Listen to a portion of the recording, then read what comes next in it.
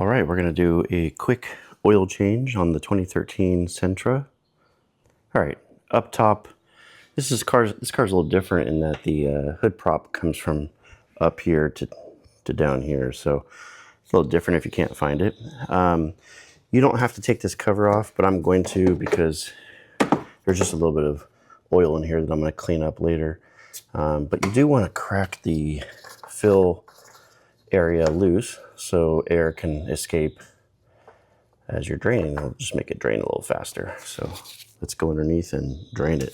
And I already did check it. It wasn't low on any oil, and that's after like 5,000 miles or so.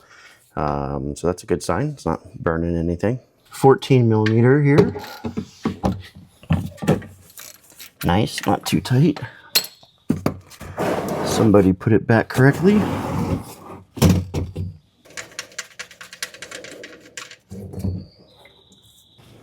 Now while that's draining, I would basically just crack this loose and checking it is hand tight, which is great. Again, someone did it correctly. If not, this is a really nice aluminum cup that I use for Toyota and Honda Acura. I'll put a link to it below. Just uses a 3/8 ratchet. That can help really easily.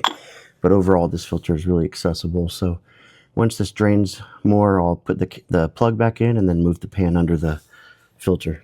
You should replace these copper crush washers. This one's particularly crushed, so luckily I have an assortment kit that I got on Amazon. I'll link to it. I just find the one that's closest, but sometimes these can be tricky to take off. They're like tight fits and they're kind of threaded on. So I like to take a pair of grooved pliers here, and I just use that to hold it while I unthread it. So that's what I'm doing here, and then just gonna throw on a new one. The new one goes on a little easier, and good to go. So now I'll just wipe this off as good as I can and plug it up.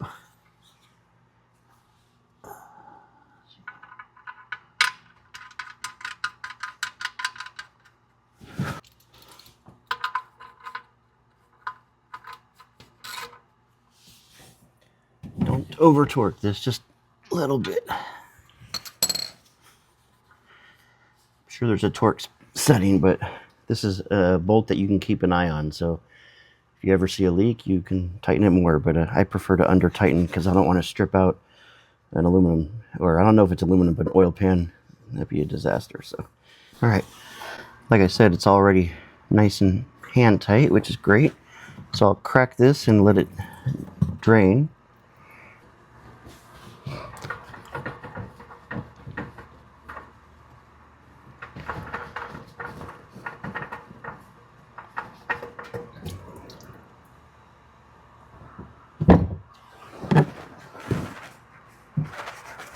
You always want to make sure that the rubber gasket came along with it. And I'm just going to wipe that surface.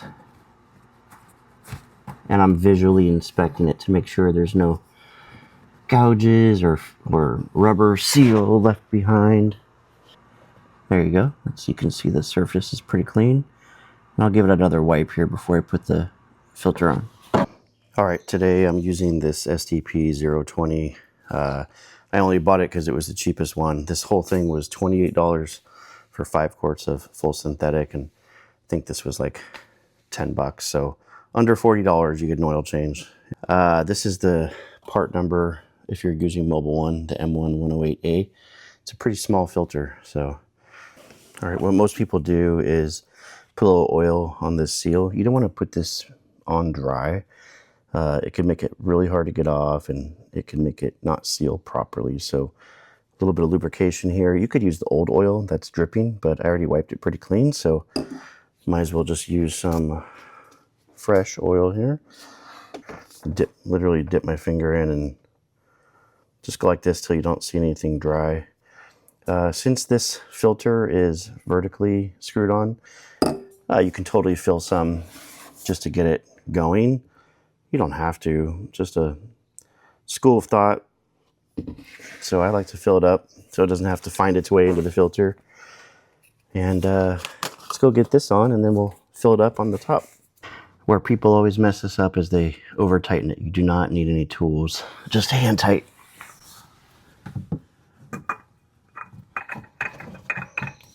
You'll know that you got it on correctly because it spins really freely. Now you'll see I can already feel resistance. I'm just one hand about there is great. Again, if you work on your own car, you'll see if it's leaking or whatever. So another reason to do it yourself is you can keep an eye on things. If you didn't want to replace that crush washer, don't. And if it's not leaking, it's no big deal. You know, a lot of people do that. It's fine. It's not rocket science. And if you need to replace it, replace it. We're done under here, and let's go top side and fill it up. This is the perfect funnel for this. The hole is really tiny up here, so try to find a small funnel so you don't make a mess. All right, this takes 4 1/4 quarts. This is a 5-quart jug, so just gonna go to town here and keep an eye on it. I'll put about 4 in, start it, move it off the ramp so it's level, and then check it again. Let me see what's left here. Put about 4 1/4 quarts, 4 1/2 quarts. Let me wipe this off and check one more time. Oops. God, it's really transparent, so but I can see it at the top of the line here. That's it. And like I said, I cleaned this little rubber gasket. Let me show you what it looks like actually. You don't need it on there. You could leave it off if you want, but it keeps oil from getting everywhere. So I'd suggest cleaning it. Keep it on. All right. All right, so with the oil changed, you want to reset the service indicator. Mine wasn't actually on, so I can't verify that it goes off because I don't even see the light on, but I want to show you how to do it in case yours is and you changed your oil. So mine's a push button start.